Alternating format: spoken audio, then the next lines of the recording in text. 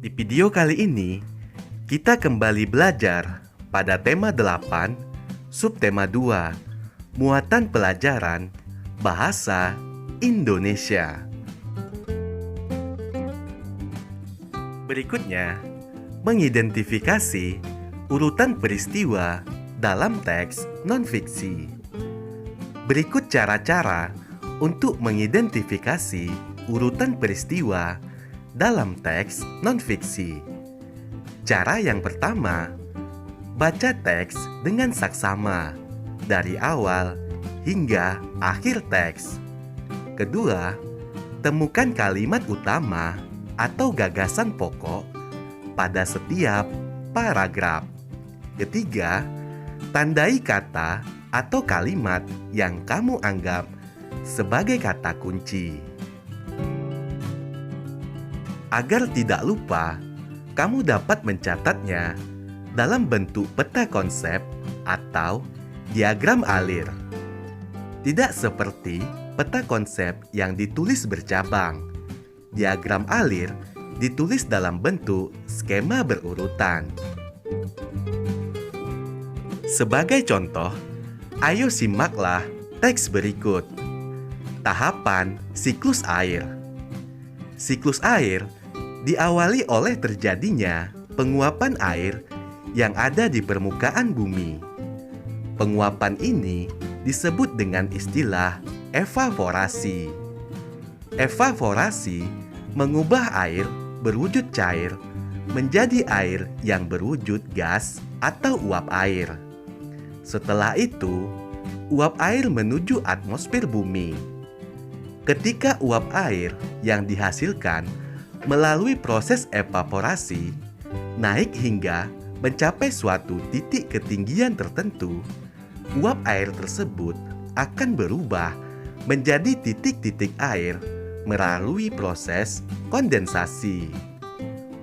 Titik-titik air akan berkumpul hingga membentuk awan.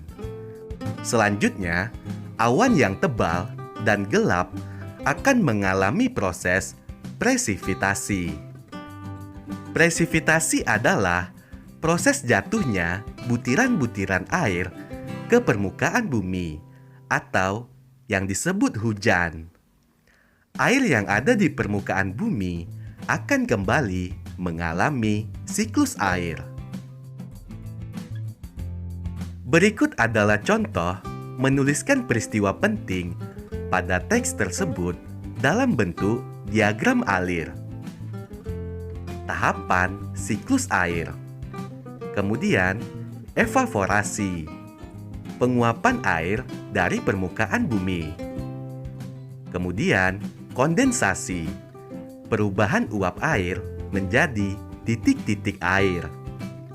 Selanjutnya, presipitasi.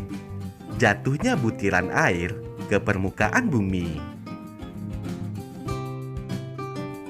Mengidentifikasi peristiwa penting dalam teks non-fiksi dengan menjawab pertanyaan.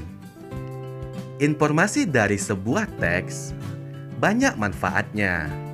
Dengan mencatat, kita dapat dengan mudah mengingat peristiwa penting dari suatu teks. Selain mencatat, peristiwa penting juga dapat diketahui dengan menjawab pertanyaan-pertanyaan yang berkaitan dengan teks. Ayo kita ingat kembali fungsi dari kata tanya. Kata tanya apa digunakan untuk menanyakan keadaan, perilaku, atau penjelasan isi teks.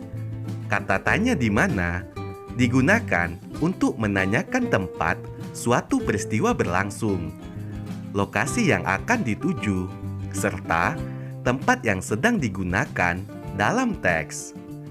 Kata tanya kapan digunakan untuk menanyakan waktu terjadinya suatu keadaan atau peristiwa yang berkaitan dengan jam, hari, tanggal, bulan, tahun, ataupun lamanya sebuah kejadian dalam teks.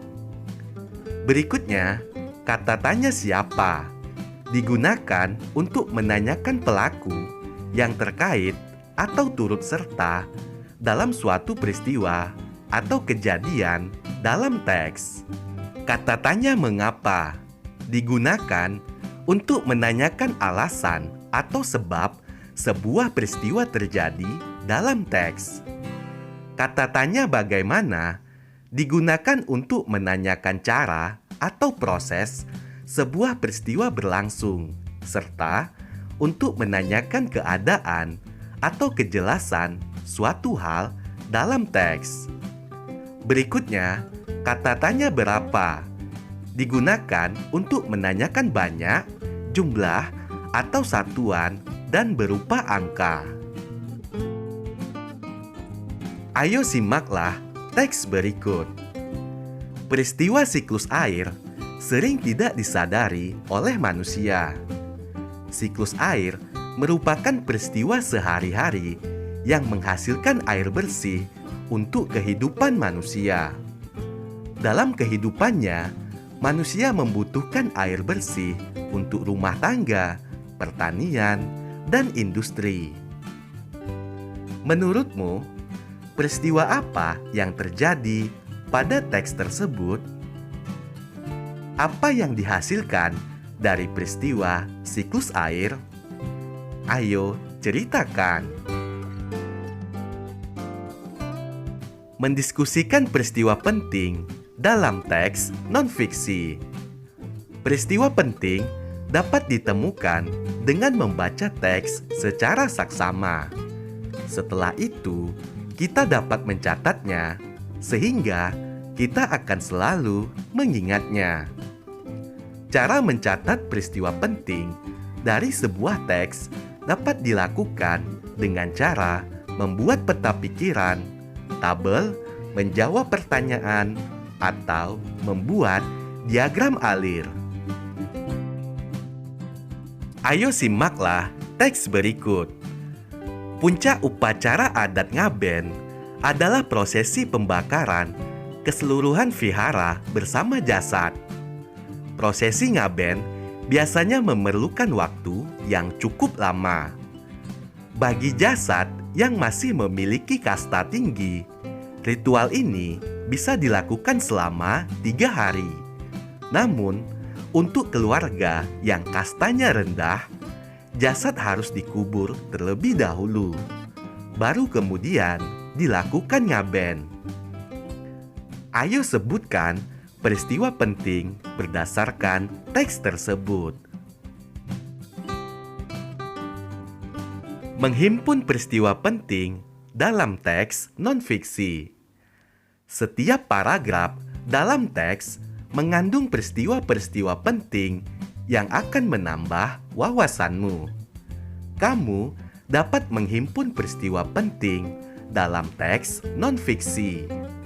Menghimpun artinya mengidentifikasi dan mengumpulkan informasi peristiwa yang ada di dalam teks non-fiksi. Peristiwa penting yang telah kita himpun dapat disajikan dalam bentuk peta pikiran. Berikut adalah contoh menghimpun peristiwa penting pada peta pikiran. Bentuk peta pikiran pada gambar merupakan diagram alir. Menjelaskan peristiwa penting dalam teks non-fiksi. Kamu dapat memahami peristiwa penting dalam teks dengan cara membaca intensif. Jika kamu sudah mengetahui peristiwa penting dalam teks yang dibaca, sebaiknya peristiwa-peristiwa tersebut ditulis dalam bentuk catatan. Catatan tersebut dapat berupa peta pikiran atau jawaban dari pertanyaan-pertanyaan terkait peristiwa dalam teks. Menuliskan peristiwa penting dalam teks non-fiksi. Peristiwa-peristiwa penting dalam teks non-fiksi juga dapat disampaikan secara lisan.